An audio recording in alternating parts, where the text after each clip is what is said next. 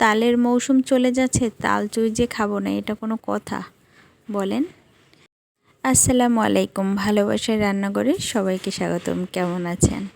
আজকের আমি তালের চুই রেডি করব। এখানে আমাদের বরিশালের ভাষায় আবার অনেকে বলে তাল গড়গড়া। এখানে তালের চুই রেডি করার জন্য হালকা কিছুটা পানি দিলাম 1 কাপ পরিমাণ, তার সাথে তালের রসটা দিয়ে দিলাম 1 কাপ পরিমাণ। এখন ভালো করে মিক্স করে নিচ্ছি। এখানে বেশি পানি দেওয়া যাবে না, জাস্ট যেন আমি কড়াইতে না লেগে যায় এর জন্য পানিটুকু দেওয়া। এই তো তালটা একটা মিডিয়াম লোতে এখানে চুলাটা সব সময়ের জন্য জাল দিতে হবে। এখানে বেশি জাল দেওয়া যাবে না, মিডিয়াম লোতে চুলার জালটা রেখে তারপর এখানে আমি আবার 1 কাপ পরিমাণ চিনি দিয়ে দিচ্ছি। চিনিটা দিয়ে এখন আবার সুন্দর মতো একটু লাড়াচাড়া দিয়ে দিচ্ছি। এখানে অতিরিক্ত কোনোভাবে জাল দেওয়া যাবে না, চুলার আগুন বাড়ানো যাবে না, এটা বারবার বলছি। তাহলে তালের চুইটা খেতে একদম ভালো লাগবে না, নরম হয়ে যাবে। একটু হালকা মিডু আছে এটা রান্না করতে হবে। তারপর এখানে আমি 1 কাপ পরিমাণ চালের গুঁড়ো দিয়ে দিয়েছি, প্রায় 1.5 কাপের মতো। এখন আমি একটু উল্টিয়ে পাল্টিয়ে ভালো মতো মিক্স করে নিচ্ছি। এটা ভালো মতো মিক্স করা হয়ে গেলে তার সাথে একটু লবণ দিয়ে দিচ্ছি। লবণটা দিতে ভুলে গেছিলাম, তাই আবার লবণটা দিয়ে এখন একটু ঢাকনা দিয়ে দিচ্ছি। এখানে 5 মিনিটের মতো দমে রাখবো, বেশি রাখা যাবে না, একদম সেদ্ধ হয়ে যাওয়া যাবে না আটাটা। এই তো 5 মিনিট পরে দমে রাখার পরে এই তো আটাটা একদম টাইট হয়ে গেছে।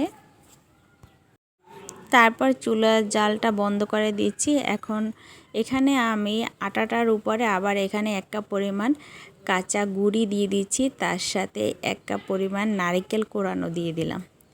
এখন হাত দিয়ে সুন্দর করে মথে নিচ্ছি, একদম ভালো করে হাত দিয়ে মথে নিতে হবে। তারপর এখানে আমি কিভাবে পিঠাগুলো বানাচ্ছি, এখানে একটা ঝাড় আছে। এই ঝাড়টা সবারই বাসায় থাকে যে তৈলের পিঠা রেডি করার জন্য। এই যে এভাবে দিয়ে আমি শেপগুলো দিয়ে দিচ্ছি আপনাদের দেখানোর জন্য, একটু বারবার করে এই যে দিচ্ছি, সুন্দর করে হচ্ছে।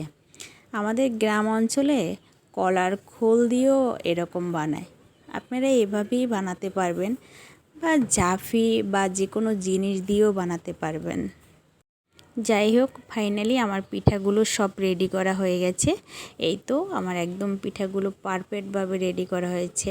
তারপর একটা চুলায় আমি হাঁড়ি বসিয়ে দিলাম, তার সাথে পানি দিয়ে দিলাম, আর উপরে একটা নেট ছেঁকনি দিয়ে দিচ্ছি। তার উপরে পিঠাগুলো আমি সুন্দর করে সাজিয়ে দিচ্ছি। এখন আমি এই সমস্ত পিঠাগুলো একদম সাজিয়ে ছেঁকনিতে দিয়ে দিলাম। এই তো ছেঁকনিতে দেওয়া হয়ে গেছে।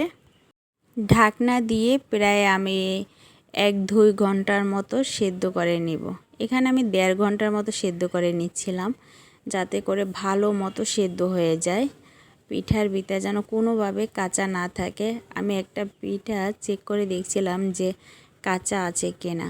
যাই হোক না, পিঠাটা সুন্দর মতো সেদ্ধ হয়ে গেছে। এই তো ঠান্ডা হওয়ার পরে এই দেখেন আমার পিঠার লুকটা কি সুন্দর, মাশাআল্লাহ। আর এতটা টাইট হয়েছে আর খেতে এতটা মজা হয়েছে, আলহামদুলিল্লাহ।